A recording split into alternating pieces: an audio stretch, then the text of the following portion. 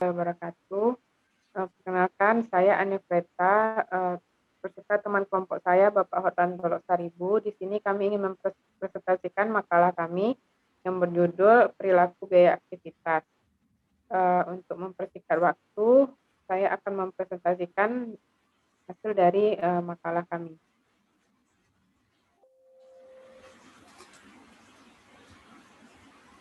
Next.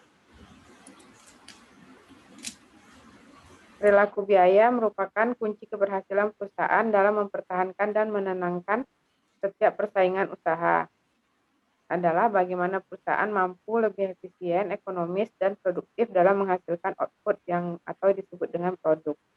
Di mana prinsip ekonomi yang menyatakan bahwa memperoleh laba maksimum dengan meminimalisir biaya yang dikeluarkan dan merupakan suatu prinsip yang dapat diaplikasikan dalam pengelolaan biaya tanpa harus mengabaikan kualitas hasil. Oleh sebab itu, memahami perilaku biaya adalah suatu hal yang krusial bagi para manajer untuk mampu mengatur biaya yang dikeluarkan. Nah, untuk perilaku biaya sendiri didefinisikan sebagai perubahan biaya yang berdasarkan kegiatan. Dalam bisnis kegiatan dinyatakan secara kuantitatif dan bentuk volume, waktu, dan satuan uang. Sementara aktivitas adalah pengorbanan waktu dan sumber daya untuk memperoleh manfaat yang lebih besar daripada pengorbanannya. Biaya adalah kas atau nilai ekuivalen kas yang dikorbankan untuk mendapatkan barang atau jasa yang diharapkan memberi manfaat dan menghasilkan manfaat saat ini. Untuk saat ini, masa yang akan datang. Pengambilan saat ini atau masa yang akan datang bagi organisasi. Sementara ekuivalen kas adalah sumber non-kas yang ditukar dengan barang atau jasa yang diinginkan. Untuk jenis biaya itu ada 3, biaya tetap, biaya variabel, dan biaya semi variabel. Untuk biaya tetap yaitu fixed cost, di mana biaya yang jumlah keseluruhan dan tetap konstan dalam rentang yang relevan ketika tingkat keluaran aktivitas berubah. Untuk biaya variabel atau variable cost, yaitu biaya yang dalam jumlah keseluruhan bervariasi secara proporsional terhadap perubahan keluaran. Yang ketiga ada biaya semi variabel atau campuran. Biaya campuran adalah biaya yang memiliki komponen tetap dan variabel. Untuk kesesuaian biaya dengan perilaku, di mana ada batasan waktu. Untuk batasan waktu sendiri merupakan biaya tetap atau variabel bergantung pada batasan waktu. Di mana menurut ilmu ekonomi, dalam jangka panjang atau long run, semua biaya adalah variabel. Dalam jangka pendek atau short run, paling tidak satu biaya adalah tetap.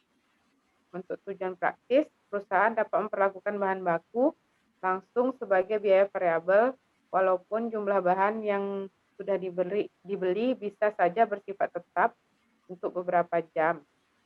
Pada beberapa keadaan, suatu perusahaan mungkin dapat mempekerjakan dan memberhentikan karyawannya dengan relatif cepat. Pada keadaan itu, biaya dan tenaga kerja langsung dapat diberlakukan sebagai biaya variabel.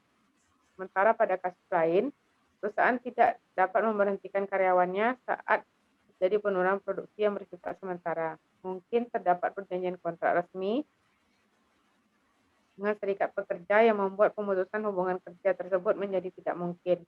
Dalam kasus ini, tenaga kerja langsung merupakan biaya tetap, bukan biaya variabel. Untuk sumber daya dan ukuran keluaran, itu meliputi bahan baku, energi, dan bahan bakar, tenaga kerja, dan modal.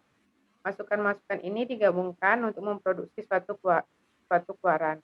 Salah satu bentuk ukuran yang dapat digunakan adalah frekuensi yang dilakukannya aktivitas tersebut. Istilah lain untuk ukuran keluaran adalah penggerak. Penggerak aktivitas merupakan faktor-faktor penyebab yang dapat diamati dan mengukur jumlah sumber daya yang digunakan sebagai objek biaya. Pilihan atas penggerak tidak hanya disesuaikan untuk perusahaan tertentu, tetapi juga untuk aktivitas tertentu atau biaya yang diukur. Jadi untuk memahami perilaku biaya, Pertama-tama, tentukan aktivitas yang dilakukan dan penggerak terkait yang berfungsi sebagai pengukur kapasitas dan penggunaan aktivitas. Untuk pencatatan biaya sendiri ada namanya laporan keuangan, terdiri dari laporan neraca, laba rugi, arus kas, perubahan modal, dan catatan atas laporan keuangan. Laporan neraca menggambarkan posisi aset, hutang, dan modal. Laporan rugi laba menggambarkan pendapatan dan beban. Laporan arus kas menggambarkan kas masuk dan kas keluar yang terkait dengan operasi, investasi, dan pendanaan. Laporan perubahan modal menjelaskan perubahan dalam komponen ekuitas, dan catatan hasil laporan keuangan menjelaskan penjabaran detail terhadap masing-masing akun dan laporan keuangan. Terkait dengan pencatatan perilaku biaya, secara umum pencatatannya akan dilakukan dalam laporan laba rugi. Laporan laba rugi merupakan laporan yang memiliki fungsi untuk penyediaan atau menganalisa perkembangan perusahaan ke depannya, yang dilihat dari beberapa besar kemampuan entitas untuk dapat menghasilkan laba. Dengan adanya laporan laba rugi ini, maka perusahaan dapat mengambil suatu keputusan untuk memajukan perusahaan. Adapun beberapa manfaat laporan laba rugi antara lain sebagai evaluasi kinerja per periode untuk evaluasi risiko dan pengambilan keputusan ke depan.